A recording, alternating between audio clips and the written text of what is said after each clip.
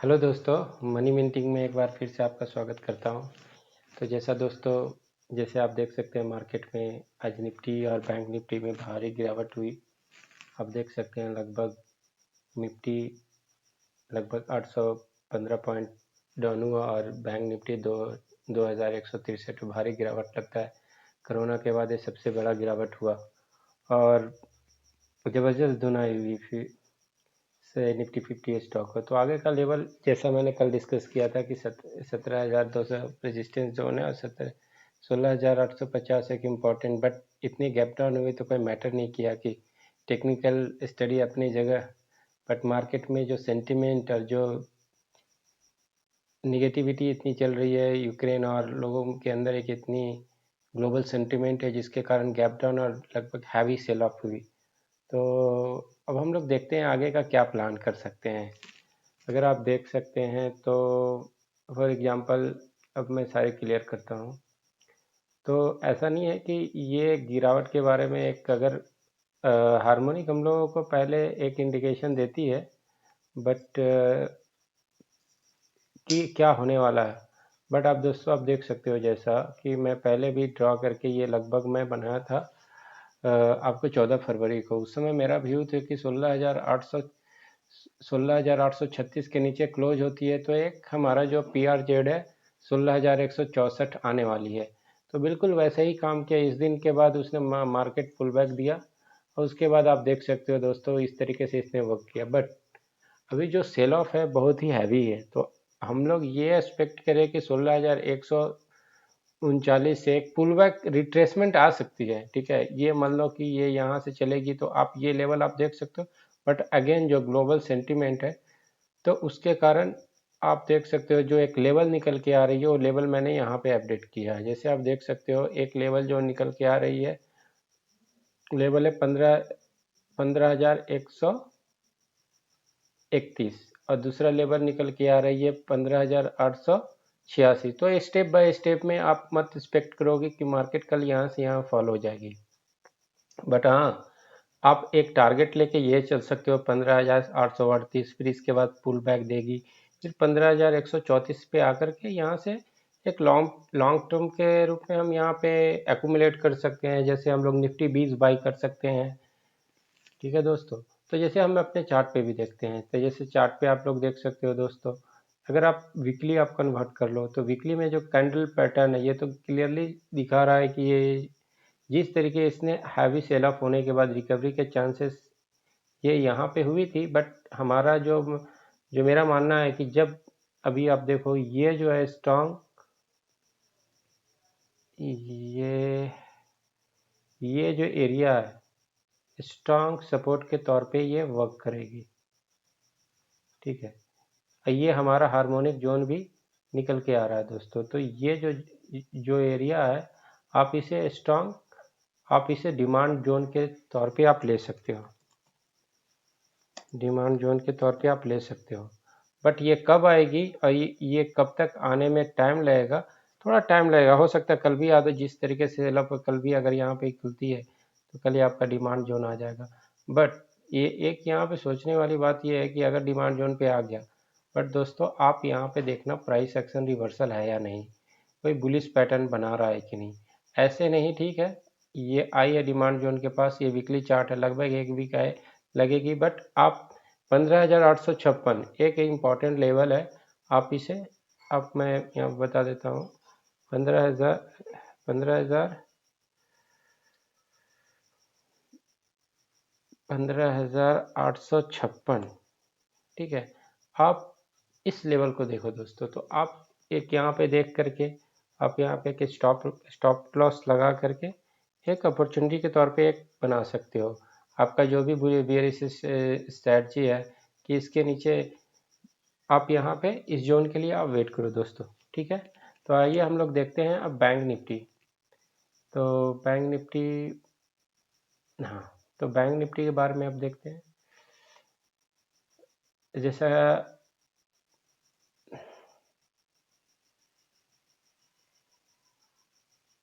दोस्तों, तो जैसे आप बैंक निफ्टी में देख सकते हो दोस्तों, तो बैंक निफ्टी में भी वही चीज़ है कि जैसा हम लोग डिस्कशन कर रहे थे कि ये 37,000 और ये 36,500 स्ट्रॉन्ग सपोर्ट के तौर पे काम कर रही, बट अगेन यहाँ गैप डाउन हुआ तो कोई मैटर नहीं करता, जो भी टेक्निकल स्टडी मैं बताऊँ। तो अब हम लोग ये देखने वाले हैं कि आगे क्या होने वाला है।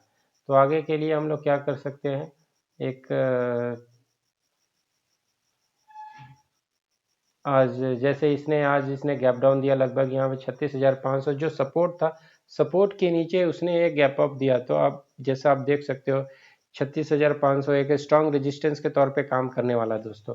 तो हम लोग देखते हैं डेली में, अब डेली वीकली, अभी आप देखो, अभी ये चार्ट देखने के बाद जो हमारा जो जोन निकल के आ रही है, ये जो लेवल है ना बहुत ही इंपॉर्टेंट।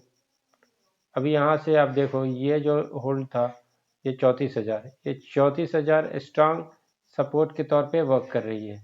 ठीक है, ये यहाँ पे देखो ये बहुत बड़ा, और उससे ही बड़ा ये जोन, ये जो है ना 34,000, 30,000, बट ये आने में आपका टाइम लगेगी। ठीक है, तो अभी आप 35,531 के लिए ये फर्स्ट टारगेट के तौर पे आप देख सकते हो। अगर हम हार्मोनिक के अनुसार टारगेट निकालें तो अभी आप देखो हार्मोनिक के अनुसार टारगेट,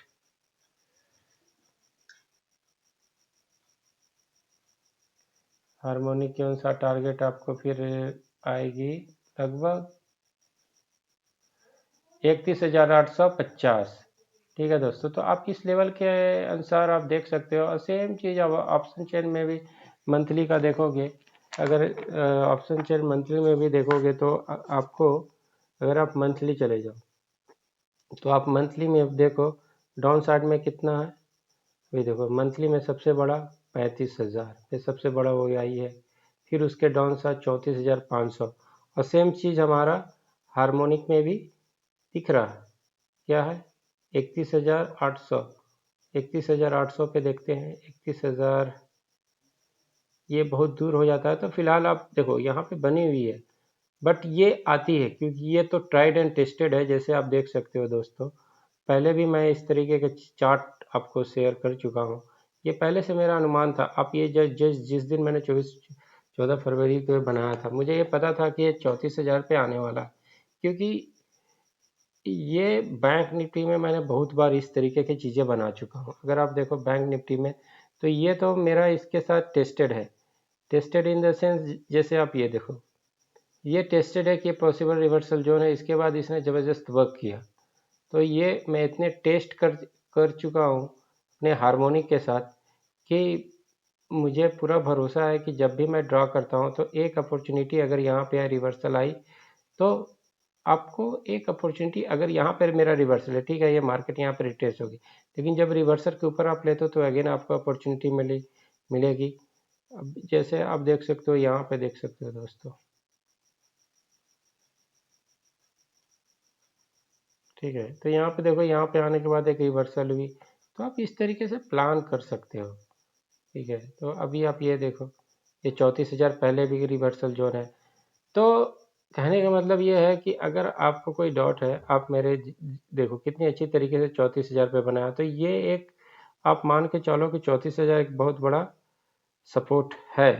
ठीक है, और जैसा आप पहले भी देख सकते हो, जब वो 38,000 पे या 31,000, जो इम्पोर्टेंट लेवल है, आज भी हार्मोनिक में ये निकल के आ रही है, जो एक बहुत ही इम्पोर्टेंट लेवल है दोस्तों। तो आप यहाँ से देख सकते हो, एक इम्पोर्टेंट लेवल था, यहाँ से इसने एक बनाया जोन। तो इस तरीके से आप अपने ट्रेड को प्लान कर सकते हो। ठीक है दोस्तों, तो मंथली वीकली जो मैंने आपको शेयर किया है, उसके बाद हम लोग देखते हैं स्टॉक स्पेसिफिक। जैसे जैसे आप देखो आज इतनी हैवी सेल ऑफ हुई है, अगर आप देखो वॉल्यूम के साथ, तो जैसे पीएनबी है, पीएनबी में आप 27 का टारगेट देख सकते हो। फिर इंडसेंड टावर में, जो इंडसेंड टावर है, तो आपको जब भी कोई डाउट हो, आप यहाँ पे जाना और आप यहाँ पे सर्च करें इंडस टावर। तो इंडस टावर देखो पहले भी 187 पे ये आई है।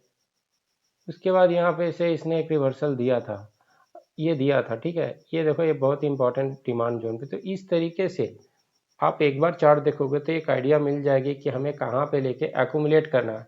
अभी मार्केट गिरा हुआ नहीं है, इसका मतलब सीप करना है, ये बिल्कुल भी नहीं है।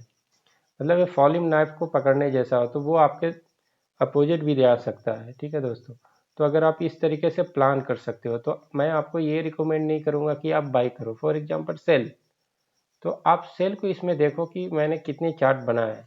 अगर वो आपके डिमांड जोन से मैच करती है, फॉर एग्जांपल ये ले लो, ये मेरा 91 का था, तो 91 से मैंने खुद पोजीशन लिया था। इसके बाद ये 91 से गया, 91 से गया, और आप देख सकते हो ये 91 से ऊपर गया, और उसके बाद ये रिट्रेस हो गई। 91 से मेरा यहाँ लेने के बाद 91 से लिया, यहाँ पे मैं निकल गया।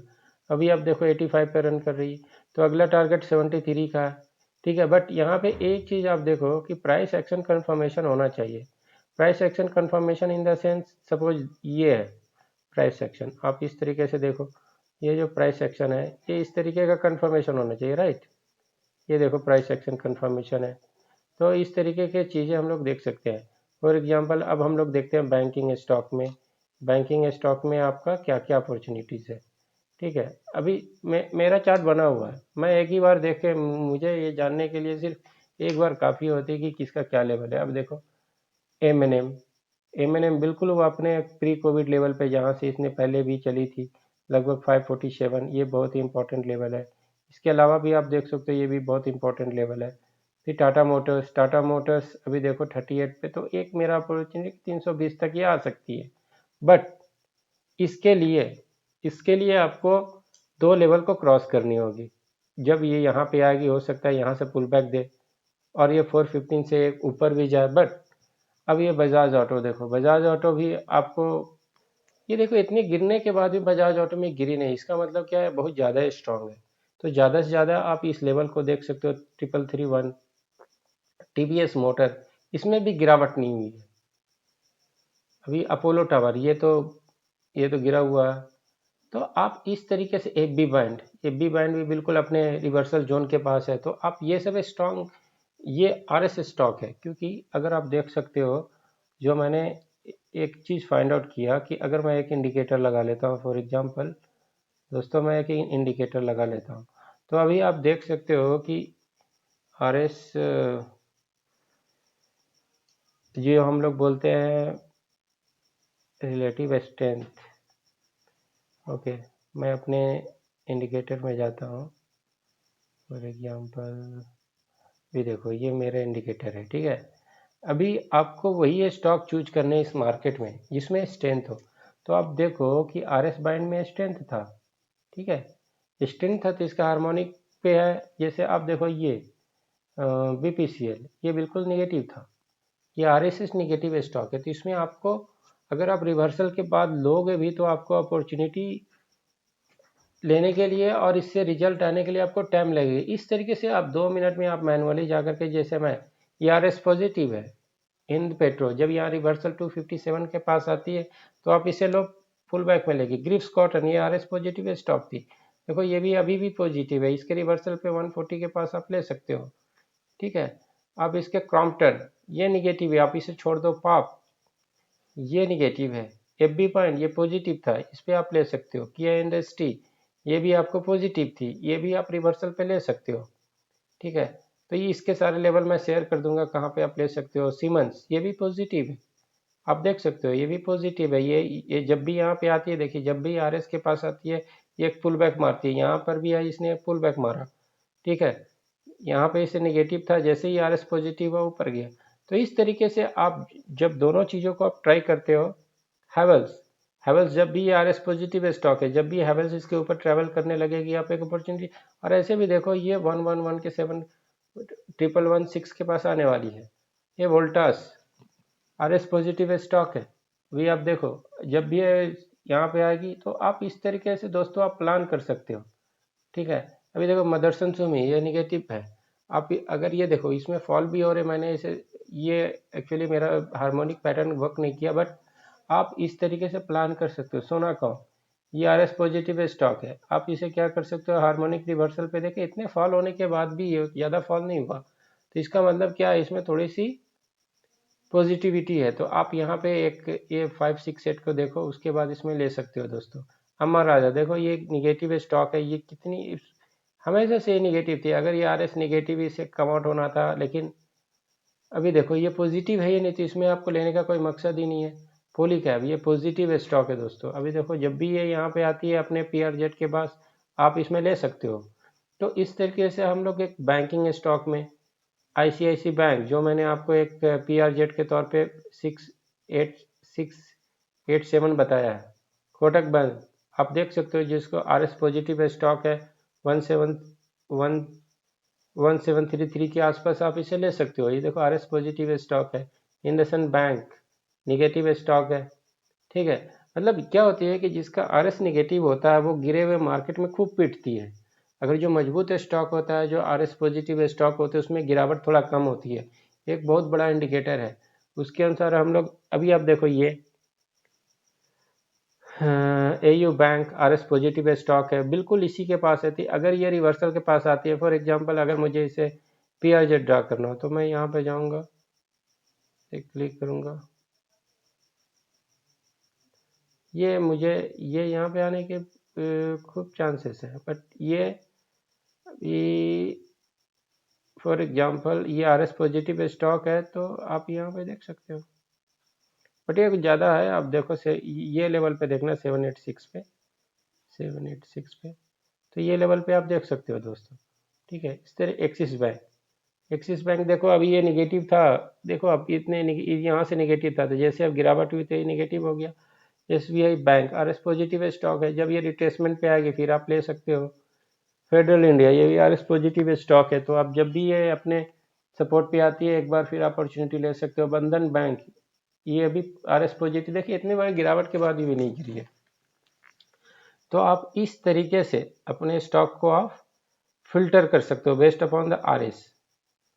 और अगर आपको कोई डाउट है तो आप मेरे हार्मोनिक चार्ट पे जो भी मैं आइडिया शेयर करता हूँ, आप वहाँ पे पिंग कर सकते हो दोस्तों।